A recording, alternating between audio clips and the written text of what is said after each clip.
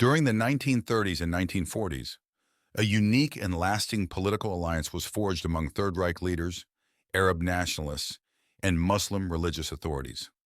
From this relationship sprang a series of dramatic events that, despite their profound impact on the course of World War II and Middle Eastern history, has remained largely secret until now.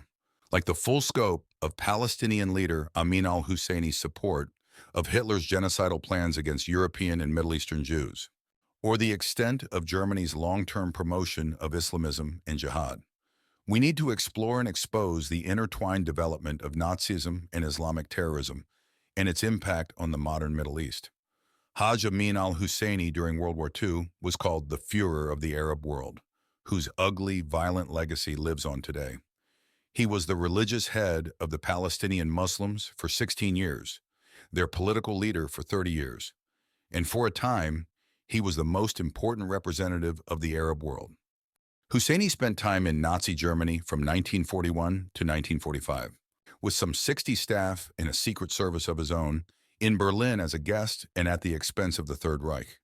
Husseini cooperated eagerly with the Nazis to prevent Jews emigrating from Europe to Palestine.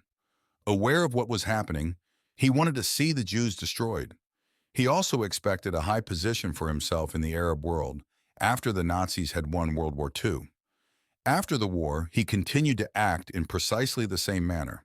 His greed for wealth, hunger for power, despotism, ruthlessness, and intransigence were all factors that brought disaster upon his people and have, unfortunately, set a standard that remains valid in Palestinian politics today. Hajj Amin al-Husseini, the founder of Palestinian nationalism, is notorious for his efforts to persuade the Nazis to extend their genocide of the Jews to the Palestine Mandate.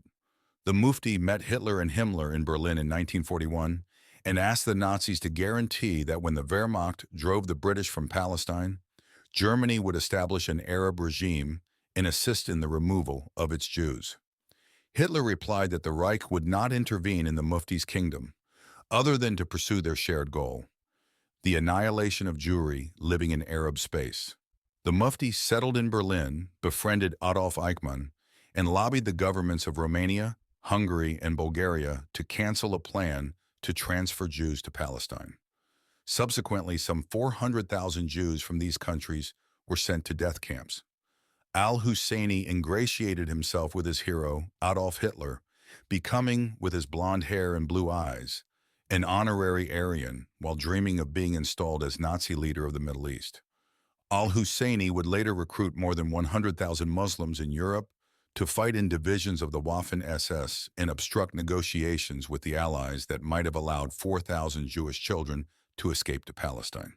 Some believe that al-Husseini even inspired Hitler to implement the final solution.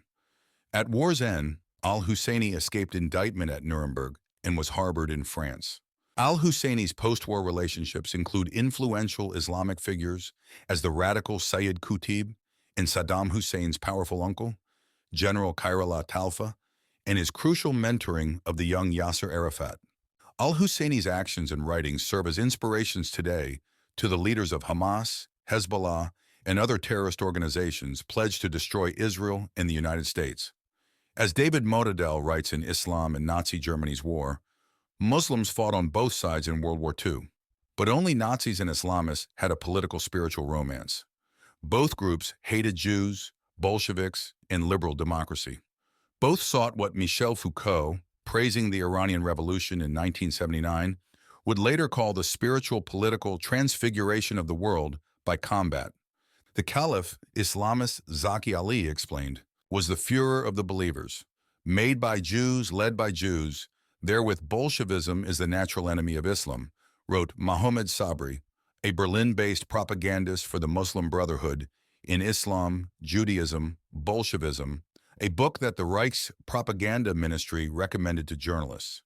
Today, this Muslim Nazi propaganda is spread by people claiming to be Christians, as well as other misguided, indoctrinated, typically leftist individuals, in their own hatred and slander of Jews, and support for Muslim terror groups like Hamas.